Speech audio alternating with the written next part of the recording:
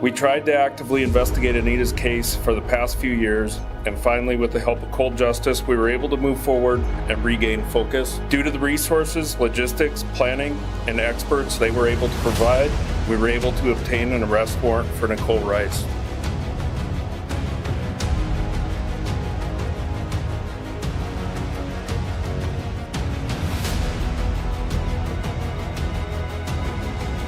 There's not one person that had anything bad to say about Anita.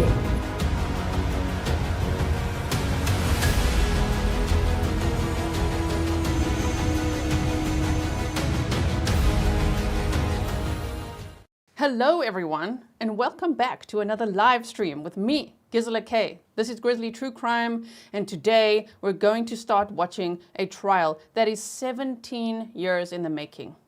I mean, I can't believe it. I can't believe that the judge finally allowed cameras in the courtroom. It wasn't going to be the case, and now it is. This is very good that we can watch this together. Okay, so what I'm going to do is we're going to do a deep dive first, okay, before we watch the opening statements. I know opening statements are scheduled to start in about 10 minutes, but we know how courtrooms are, right? We've watched lots of trials together. Sometimes they run a little late, and I just want to make sure, because I didn't know that there will be cameras in this courtroom, I want to make sure that we all know as much as we can know right now, trial prep before the trial starts. But I do want to let you know that a lot of information has been kept close to the vest, and we're going to learn a lot from this trial, from a very interesting, very tragic case that it took so long to get here. Okay, so are we ready? So let me just move my logo over and move myself over, okay, and let's get into our presentation. This above me here is a picture of Anita.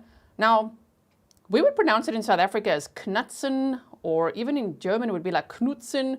But I hear in the USA, the pronunciation is Knutson, like Knutson. So I'm going to do my best to say it the correct way according to how her family says it, okay? All right. Please like and share so that others know that we are live right now and that we are going to be watching this trial together. The trial is expected to last 2 to 3 weeks, but the judge said that there's 2 to 3 weeks and a third of that would be for jury selection. And jury selection started yesterday, and here we are already with opening statements. So I would think that, you know, this trial might last about 2 weeks if I had to guess. Okay? So Anita May Knutson. She was born on September 22nd of 1988 in Orange County, California. When she was 5 months old, she was adopted by Gordon and Sharon Knutson, and she lived in Anaheim, California with them until her freshman year of high school. She had 2 siblings. They're not biologically related to her, but they had also been adopted. What wonderful parents, you know, that have adopted her. So, you know, her and the other 2 kids. Okay, you guys are saying it's on mute, but you can hear me, right? So this is so sad. Oh my goodness. Her brother sadly took his own life at age 22 in 2013. And they say partly due to the grief of losing her, partly due to this case going absolutely nowhere and him feeling hopeless about it, right? So then she attended Glen Cole Elementary and Bernardo Yorba Middle School, where she published a book in 8th grade. When she was 13 in 2002, the family relocated to Butte, North Dakota. So this case takes place in North Dakota, okay? And then in 2006, she graduated from Valva High School, and then in the fall of 2006, she went to Minot State University, where she pursued a degree in elementary education. She loved reading and dancing, and she was passionate about teaching, which her sister said was a calling that suited her caring and charismatic nature. So, and I mean, she was putting herself through college. She was working 2 jobs to put herself through college. She was amazing. Oh my goodness. Now, Anita played the violin and piano, and she enjoyed sports like soccer, and she attended St. Paul's Lutheran Church in Butte. To support herself during her freshman year, Anita worked 2 part-time jobs. I mean, she was only 18 years old, putting herself through university, working 2 jobs, I mean, and studying so well and doing so well as well. It's amazing. Not that Mickey, thank you so much. So to support herself, Anita worked 2 part-time jobs. She was a housekeeper at the Fairfield Inn, and she worked in a retail store called Vanity, which was in the Dakota Square Mall. Anita was known for her responsibility and diligence, maintaining frequent contact with her family despite her busy schedule. Her last known contact with them was on June 1st of 2007. Oh my word. She was murdered on that first weekend of June in 2007. And here we are in 2025 watching this trial together. It's unbelievable. Oh my goodness.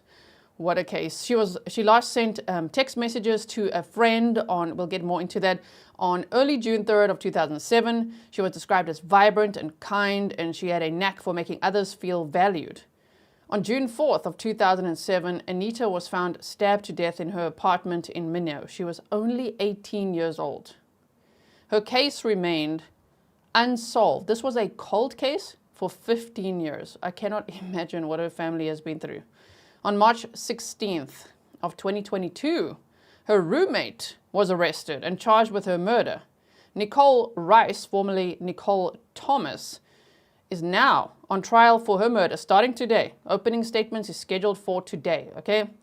And she's on trial for her murder 17 years later. Anita was buried in the Butte Cemetery in Butte, McLean County, North Dakota. I just want to see, someone was saying, there we go. Knutson. I have not heard that. On all of the pronunciations, I've heard Knutson, and to me, that's strange based on what I know about, just my accent and just being like, if it was in a German way, it would be like Knutson. So anyway, I'm going to pronounce it how I've heard a family pronounce it, and I've heard it pronounced on the documentaries that I've watched, right? But I do appreciate your help. Thank you so much. Okay, so if anyone's only joining now, we are doing a deep dive before we watch the opening statements. You know, we like to defluff anyway, which means we like to start late intentionally so we can skip over coffee breaks, lunch breaks, things like that. Of course, today there won't be a lunch break. There might be an afternoon break.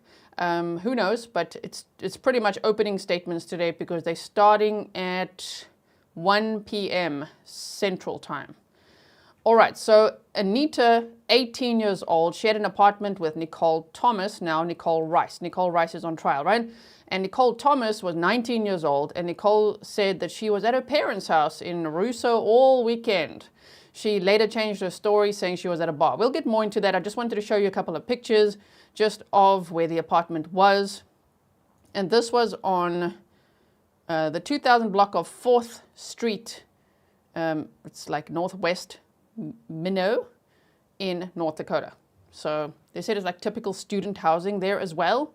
There were quite a lot of students living there too, including somebody who had a big crush on Anita as well, who's shame, oh my word, he was like such a red flag all these years. There were so many suspects during that phase when this case was obviously cold and unsolved. Like, oh my word, there were fingers being pointed every which way. There were a lot of people that got a lot of heat in this case, and the police obviously questioned multiple times. Arizona Gal says, greetings from Arizona. Thankful for all of you. Have a wonderful day, Grizzly family. Thank you so much. Okay, so the two of them lived in this apartment together, and so the roommate is the one who's now been arrested and charged with Anita's murder. So let's go to a little timeline, a visual timeline of June 2007. Anita's family had actually headed to Bismarck, North Dakota for the first weekend of June for a sports tournament for her brother. She stayed behind to work over the weekend at the Fairfield Hotel. So on Friday, June 1st, Anita was actually enrolled to begin summer classes, which would have started on Monday, June 4th, which she was excited for. She spoke to her mother, Sharon Knutson, when she got home from work. She had two jobs, as we discussed before, 5 minutes away from home. So I was wondering, like, how far would the mall be or how far would the hotel be? Apparently really not far, like within 5 minutes or so. So that's the last time her mom heard from her. Then on Saturday, June 2nd, she did not answer multiple calls from her mother, Sharon, over the weekend, and she was always in contact with her family, so her family found it really strange. Then she did not show up for work at the Fairfield Inn, so that became really, really strange, because she would always show up for work, you know? So then on Sunday, June 3rd, she texted a friend at 4:48 a.m. She did not answer any calls or text messages from her mother. And then on Monday, June 4th of 2007, her father, Gordon, went to check on Anita and found her deceased in her bed. Shame. That is, what a terrible experience to just think, let me just go over there and see what's happening, and then to actually be able to reach through the window and reach out and touch her, and he said she was cold to the touch, right? Okay, so cell phone records. This is a snippet from the probable cause affidavit. It says cell phone records and forensic analysis of Anita's phone indicates that she was texting with a friend in the early morning hours of Sunday, June 3rd of 2007. At 4:43 a.m., the friend sent a text message to Anita stating, "I thought you were going to reply to my last text," or two last texts. To which at 4:48 a.m., Anita responded, "I didn't know what to say to it." At 4:53 a.m., the friend sent his last text, "You don't say anything," which was never read by Anita. No other communication by Anita was reported after that final text from her. Now, it was a huge mystery for many years of who that friend was that had texted her, but then in the preliminary hearing, it was revealed that the friend was Michael Van, who unfortunately was also one of the suspects along the way, and who will not be testifying because he's no longer alive. He died in a car crash. So, let's talk about the crime scene from June 4th of 2007. Gordon, that's Anita's dad, knocked on the door of Anita's apartment, but there was no answer. Her car was there, but the front door to this apartment was locked, and you needed a key to go in. You had to lock the door if you wanted to obviously go in, and you had to also lock the door to fully lock it when you left, right? So the door was locked. He was knocking on the door, knocking on windows, and he saw but her car is there, like what's going on? So he went around to her bedroom window, and he could actually see her lying motionless, face down on her bed, partially covered by a pink robe. There was blood on her back and on the bed apparently as well. She had been stabbed in the chest though, right? But it's interesting that the killer like rolled her over, or that actually reenacted this on an Oxygen series featuring Cold Justice, where they speculated she may have been lying on her back and was stabbed twice in the chest, and that she had tried to sit up and then just like flopped over. Shame. Oh my goodness. So 4 people. Oh, wait. I'm getting ahead of myself here. Just hold on. We're going to get into all of these details now. We're building it layer by layer so that we are ready for this trial. So he asked the landlady, who her name was also very secretive for all the years until the preliminary hearing, Laura Knapp, and I'm sure that she's going to be testifying. He asked her to open the apartment, which she reluctantly did. She said, "I'm going to get in big trouble if I just open this apartment." And he said, "You're going to get in bigger trouble if you don't." So she unlocked the apartment because she was one of the people with a key. And 4 people had a key to this apartment. Anita, her roommate Nichole, the landlady, and the maintenance man. Okay? So earlier that day, Marty Anel, the maintenance man, had actually removed a damaged screen to repair it. Whoa, so he really became like a red flag, because they're like, how the hell did you see her screen that had like a cut in it, and then that it was damaged, the frame was bent. So you removed the screen to take it to your garage to go and fix it, but you didn't see Anita's body. But also, the Cold Justice 100th episode, they had specified that it was actually pretty dark, that room. There wasn't a light on or something, and he could have missed it. And he was eliminated as a suspect, just to be clear.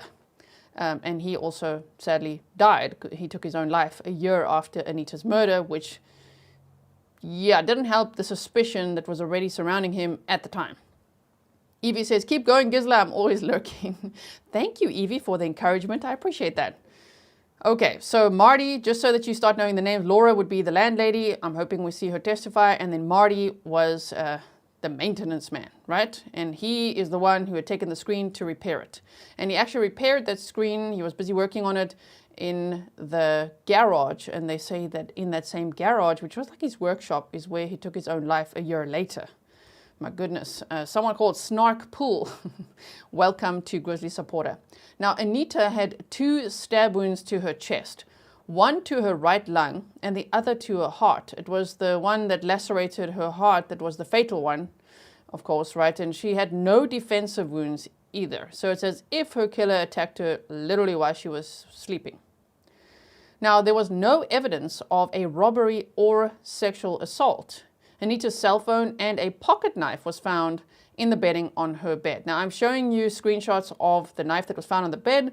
Let me give a YouTube disclaimer for YouTube, literally, that this is for educational purposes only, and this will be part of the exhibits shown at a trial that is starting today. So that is evidence in this case. Multiple items of value, such as cash in Anita's purse, her laptop, her cell phone, and a digital camera were located within her bedroom, and nothing was disturbed, suggesting that theft was not a motive. The single window in Anita's room, which was located just past the foot of her bed, was wide open and missing a screen. A pocket knife with dried blood on it was found on the bed, close to the wall and open window. At 5:12 p.m. on June 4th of 2007, officers with the Minot Police Department were dispatched to the scene based on reports of a deceased person being located. So I can imagine that her dad had called 911, right? A ground floor window had its screen cut with Anita's blood found on it. So that is interesting as part of the investigation, because detectives believe that whoever killed Anita cut the screen after they had stabbed her, because Anita's blood was on the screen. So they said, wow, that looked really staged, right? So that raised the red flags for anyone who had a key to the apartment. But of course, there was the possibility that maybe Anita let someone in that she knew, and then they went out through the screen. Now, more than 40 people were questioned during the homicide investigation. Some reports actually say 100 people. But let's just be conservative with that, because holy crap. I can imagine 100 over all the years, but more than 40 people were questioned during the homicide investigation, but ultimately the case went cold. 6 prime suspects were identified, but there was not enough evidence to connect them to the crime. Yet, one was eventually, and that one was arrested. So let's go over the 6 prime suspects. Can you imagine if this case was happening now? The way the internet can go, whoa, this case was like, there were so many like usual suspects, you know, that you're like, that's interesting. So the first one that everybody suspected was Tyler Schmaltz. Now, he went to the prom with Anita. He lived in the same apartment complex. Apparently, he wanted to live in the same apartment complex to be closer to her because he was obsessed with her. That's what the reports say, okay? So he told the police that he was in love with Anita in police interviews. He was outside at the scene when her body was discovered. So everybody found that a little bit weird at the time. He created a Justice for Anita Facebook page. He posted a 19-minute YouTube video in loving memory of Anita. Tyler and his brother were questioned several times, and they provided DNA samples to the police, and they were both eventually eliminated as suspects in her homicides. Shame. So they were saying, did he really just care a lot, or was he sus? And it turns out, it seems like he really just cared a lot, you know. So he wanted to make that Facebook group, and he posted a video, which is still on YouTube. It's still on YouTube. It's got a lot of music, so unfortunately I can't play that for us right now. But I downloaded it just in case it ever disappears from the internet. I'm like, oh, there it is. So it's been there all this time, right? Okay, the second suspect was the jogger. Now, someone reported seeing an unidentified man in his early 20s, described as having dark hair, wearing a white t-shirt and dark shorts, seen running near the 4th Street Northwest area, which was where the apartment was, around 7:30 a.m. on June 3rd of 2007. A tip from a woman to Minot Police suggested that he wasn't a typical morning jogger, given the timing and direction away from Anita's apartment. A police sketch was released in 2007. Does anyone here know who that witness was? Because I haven't found any reports of who gave the tip, and they shouldn't. But my point is, a part of my mind is like, what if it was Nichole, the roommate that was arrested? What if she's like, yeah, there was a jogger there. I was there to fetch some clothes quickly, even though her story is that she was at her parents' farm the whole weekend. I'm just like, who called that tip in? Did they call it in anonymously? Was it Nichole? I won't be surprised based on what I know so far, but let's see. Of course, Nichole is innocent until proven guilty, and this is going to be a very, very interesting trial to watch, because it's going to be interesting as well to see what the jury decides, and just to learn so much more evidence that's, you know, about all the details that have never been released before. So there was a sketch released, okay, and the jogger then identified himself, apparently. Somebody came forward and said, but like what? I think I look a little bit like the sketch, and I kind of go jogging like in that area around there. And so apparently the jogger was questioned and gave a DNA sample and was eliminated as a suspect. I've also seen other reports that say that jogger was never identified, so that's a contradiction. But from some that I found, some more reliable ones, and I'm like, okay, it sounds like the jogger came forward, they spoke to him, they eliminated him as a suspect. Megan Booth says, thank you to Grizzly Mods and all the Grizzlies for keeping me going while I struggle with my mental health. Love to you all. Thank you so much for choosing to be here with us as you struggle. I'm so sorry that you're struggling with your mental health, but we are so grateful to have you here with us. Let me also say, if this case or anything that I cover gets too much for any of you, just know that you can always just take a step back, look after your mental health, and we will always save you a seat, okay? Then the third suspect was Devon Hall. The defense apparently introduced this suspect. They say that he could have been the jogger, but there was also this FBI profiler. There was a profile developed by the FBI in 2009, and they actually said that Devon Hall was the most likely suspect in this case. So the defense definitely has something to work with. Definitely. Meaning they got to bring in that to try to bring in reasonable doubt, of course, if they're allowed to. I haven't read every single pretrial motion, but that one is going to be interesting in this trial. So if we hear the defense talk about Devon Hall, we'll know why. Because, as I say, in 2009, FBI profiler said, yeah, this guy is the most likely suspect in the case. He was a man from Montana, and days after Anita's death, Devon was arrested by then Officer John Klug, now a Minot Police chief, for breaking into homes in the Minot area while armed with a knife. So obviously that makes him pretty damn sus, especially given that he was doing that around that time. And he told police, I've been in a lot of houses here. In 2007, around the time of the crime, he was a young man, likely in his late teens or early 20s, operating in or near Minot in North Dakota. He's apparently incarcerated now. I can't remember where, but when I looked up, I'm like, oh, okay, so he ended up, literally being incarcerated. Okay, thank you, Kelly D. I really appreciate you being a Patreon member as well. You just got my cool sweatshirt. Very nice. Thank you. Glad you like the breakdowns. Hope this helps. Now, the fourth suspect was Marty Anel. Shame the maintenance man, of course. Marty was in his late 20s, early 30s at the time the crime occurred. He took the screen off the window, but he didn't notice Anita's body on the bed.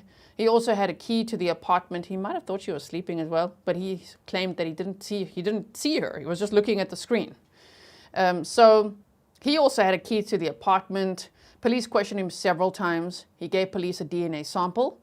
In 2008, he took his own life in his garage, which his sister said was due to relationship issues, and she further clarified on an Oxygen episode that it was because his partner was cheating on him, and so he was going to lose everything, and that completely devastated him. And he took his own life. But because everybody was kind of looking at him as a suspect around the time, it made it really sad, because they looked at him even more after that, like, why did you do that, Shame. So he was ruled out as a suspect, but skepticism remained over the years. The next suspect was Michael Van. Now, Michael met Anita at a Denny's a few months before her murder. Friends described him as having an unrequited crush. He said that he was aware that she was alone on Saturday night. So the police found that a bit weird. Like, why were you so aware of, when she was alone and when she wasn't? He was the last person to text Anita before her death, which was actually in the early morning hours of Sunday, June 3rd, with messages showing no overt animosity. Digital forensics by cold justice expert Eric Devlin analyzed his texts, finding no hostility. He died in a car crash in 2009. I also saw on the Oxygen episode, they said it was something related to asthma. So I don't know if those two things go together, like he had an asthma attack and died of a car crash. But by all reports that I found, he died in a car crash in 2009, limiting further questioning, and no DNA or fingerprints linked him to the scene.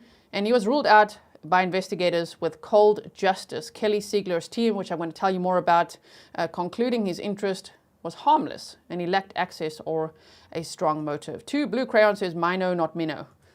Minot, okay. I haven't heard them say it like that, but okay. Is that true? Locals, tell me, is it Minot? Must I say Minot?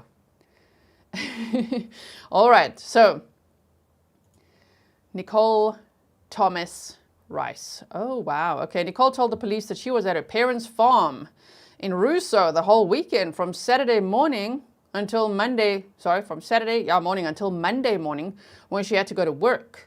Her aunt said, though, that she was at a bar, and apparently her aunt owned that bar. So when the police spoke to her aunt separately, she was like, oh no, she was at the bar. And they're like, Nichole, you said you were at home the whole time with your parents. Like, you didn't leave the house, you were watching movies. And she's like, oh yeah, I was at a bar. So there already, the red flag went up, but they didn't have enough at the time to link her to this murder. Okay, now they obviously do, because here we are going to trial. She's innocent until proven guilty. But yeah, she changed her story a lot. She later said that she went back to her apartment that night to get some clothes. That's so sus. She said she went back on Saturday night to get some clothes. Really? Wow. Okay, she said she was best friends with Anita. She said they were inseparable. But then text messages proved otherwise, which we'll get into now. Giovanna said, so happy to be spending my 69th birthday with you, Grizzly. Thank you so much, Giovanna. Happy birthday. Thank you for choosing to spend time here with us. And Blue Star, thank you so much for being a member for 7 months. And here is Court TV, everyone. You said, can't wait for this trial, popcorn at the ready. Thank you for saying hi, Court TV. I can't wait for this trial either. Oh my goodness. This is going to be extremely interesting. And thank you, Court TV, for all the cameras in the courtroom. We appreciate that. Okay, so she said she was best friends with Anita, said they were inseparable.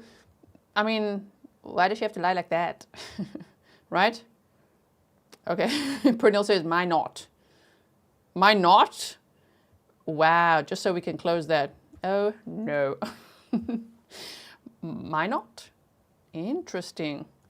All right, so Court TV is as excited as us about this. Wow.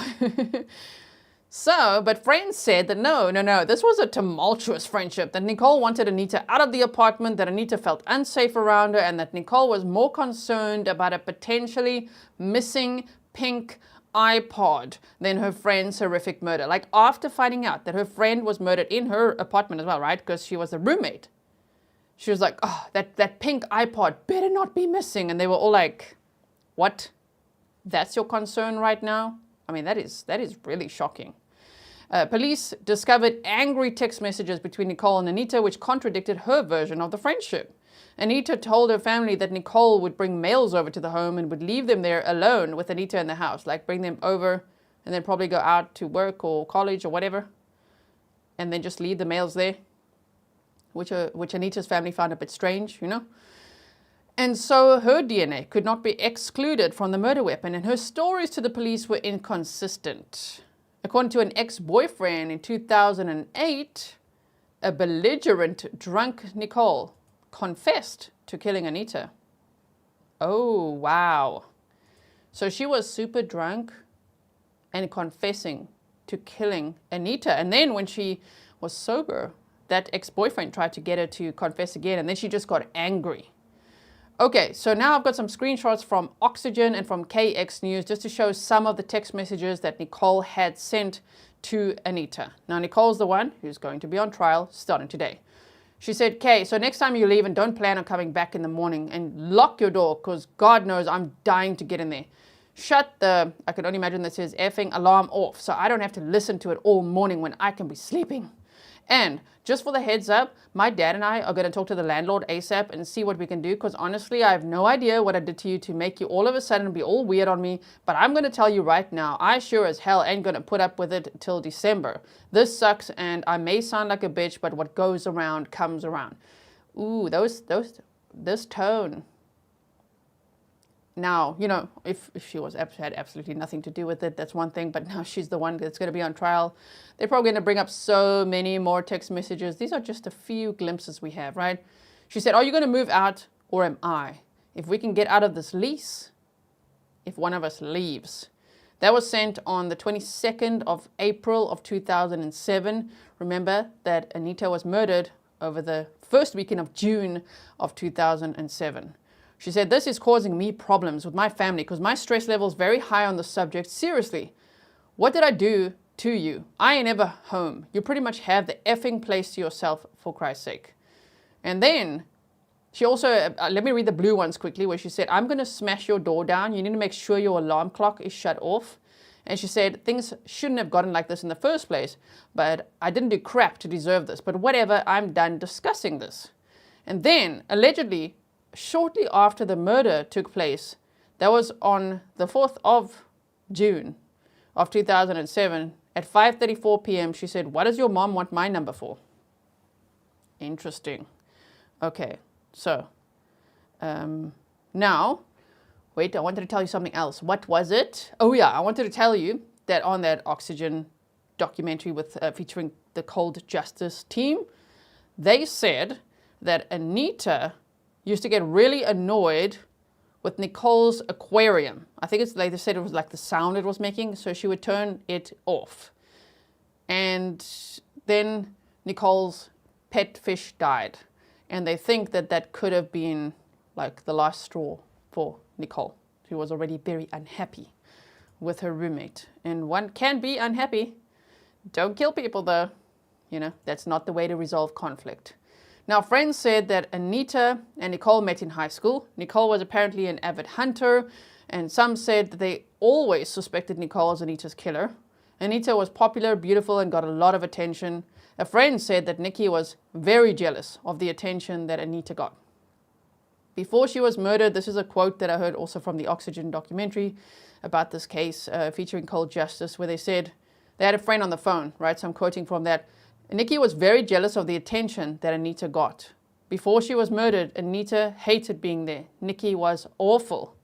Nichole texted Anita that she would get her out the apartment one way or another. Oh dear.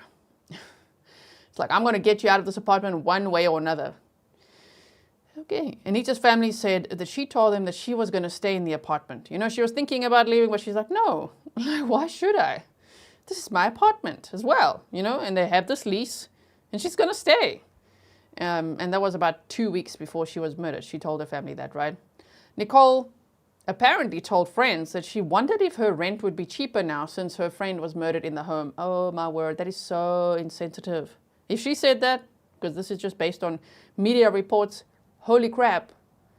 So her concerns are her potentially missing pink iPod and wondering if rent would be cheaper now that her friend was murdered in the home. Like, who would want to live in the home anyway? You know what I mean?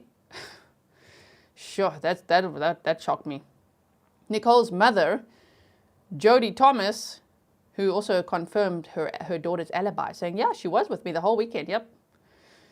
The mother, I wonder if she's going to testify. That'll be interesting. So Jody Thomas allegedly confronted Anita's mother at Anita's funeral due to her anger and frustration over the police even questioning Nichole in the immediate aftermath of the murder.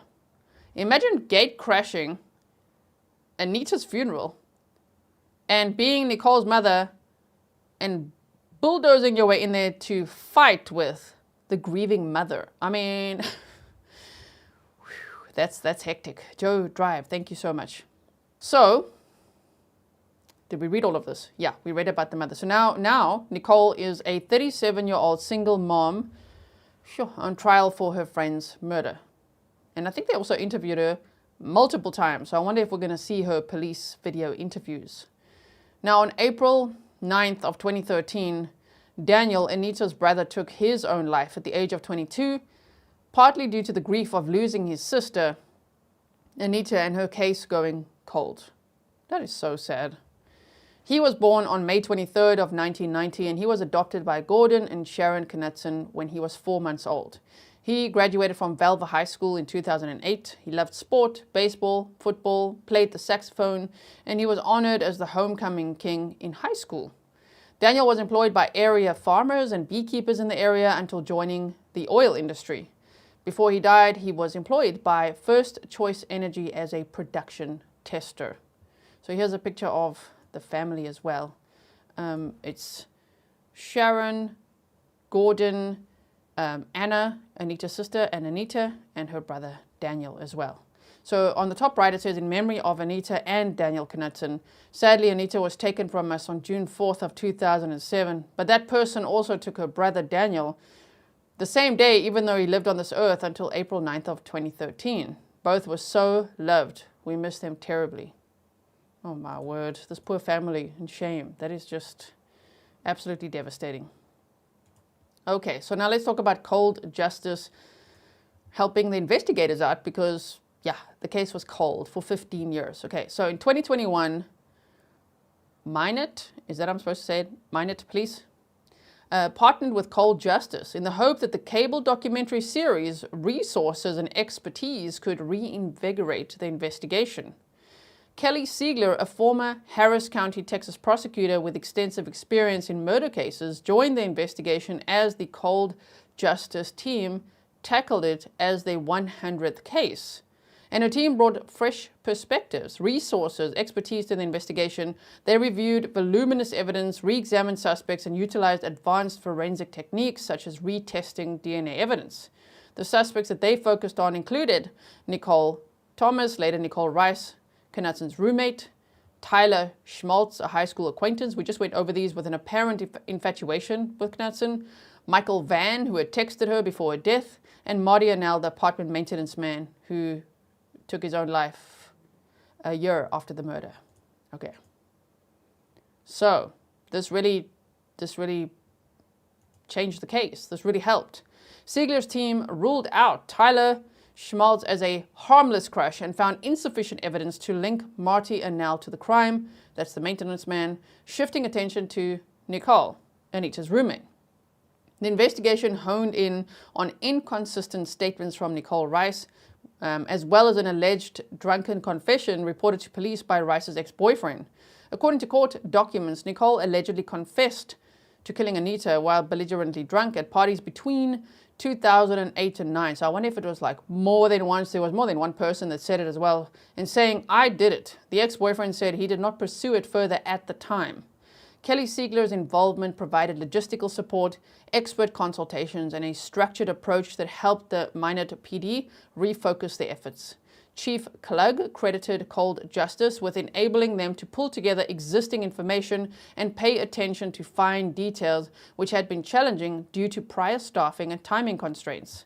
On March 16th of 2022, and they thoroughly investigated this, and they got access to all the police records, all the FBI reports, and everything that people that had looked into the case before obviously didn't have access to all of that. The police literally gave them everything and said, please, look at this with a fresh pair of eyes, and let's see if we get anywhere. And they actually did. So on March 16th of 2022, Nichole Rice was arrested and charged with murder. Siegler noted the cooperative nature of the witnesses and the dedication of the Minot PD, emphasizing the emotional weight of working on a case involving a beloved young victim. So that was interesting. So then Chief John Klug said at a press conference on that day, finally, with the help of Cold Justice, we were able to move forward and regain focus. Due to the resources, logistics, planning, and experts that they were able to provide, we were able to obtain an arrest warrant for Nichole Rice. I want to thank everyone for their hard work and dedication to the investigation. Okay, so that was quite a turn in the case. Then the arrest, obviously, as we just said, was on March 16th of 2022. At 4:25 p.m. on March 16th of 2022, Chief Klug from the Minot Police Department announced the arrest of 34-year-old Nichole Rice. She's 37 years old now, born November 8th of 1987. That's public record. She was taken into custody at the Minot Air Force Base in North Dakota, where she worked as a civilian hairdresser. She was charged with Class A, it looks like double A from what I researched, but a felony murder, the most serious classification of murder in North Dakota. This charge carries a potential sentence of life imprisonment without parole if convicted. So if she's convicted, LWOP, oh my word. Judge Hagar set the bond at $120,000 cash or $250,000 corporate surety.